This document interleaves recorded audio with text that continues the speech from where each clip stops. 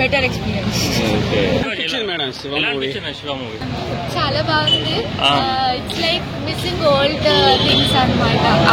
Cinematography కానీ screenplay కానీ direction కానీ it's too good that we are missing now and it's good. 4K ఎలా అనిపించింది దాంట్లో ఇప్పుడు స్క్రీన్ పైన ఇవ్వడం ఎలా అనిపించింది 4K? It's completely different experience. ఇప్పుడు మనం అన్ని రీసెంట్ మూవీస్ వచ్చేసి చాలా బాగుంటాయి కదా, బట్ బ్యాక్గ్రౌండ్ మ్యూజిక్ కానీ everything it's recreating the whole thing, so it's very good. ఏఐతో సౌండ్ ఎన్హాన్స్ చేసే అన్నారు కదా, ఫీల్ అయ్యారా sound? Yeah, at some parts. ఇప్పుడు 4K లో బాగుందా, టీవీలో వచ్చినప్పుడు అలా బాగుందా? మీకు ఎప్పుడు బాగా అనిపించింది? రెండు డిఫరెంట్.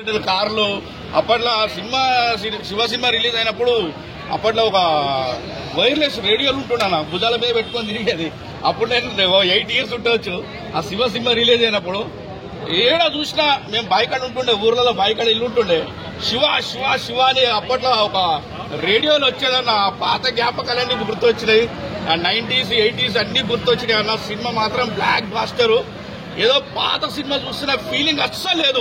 ఎక్కడ ఇంత తగ్గించకుండా రామ్ గోపాల్ గారి స్టైల్లో ఆ సైలెంట్ సీన్స్, ఆ చీజింగ్లు, ఆ ఫైట్స్ అమేజింగ్ అన్న.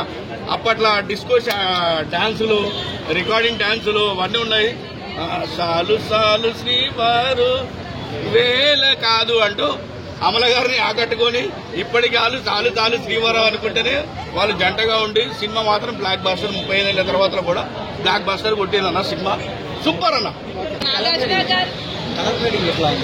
బాగుంది. అసలు ఎలా ఉందంటే ఆల్రెడీ సినిమా చూసేమో అన్న ఫీలింగ్ లేదు అసలు. చాలా ఇంట్రెస్ట్ గా చూసారు అందరూ, అంతే చాలా బాగుంది. మరి అమలా గారు నాగార్జున రొమాన్స్ ఎలా ఉంది?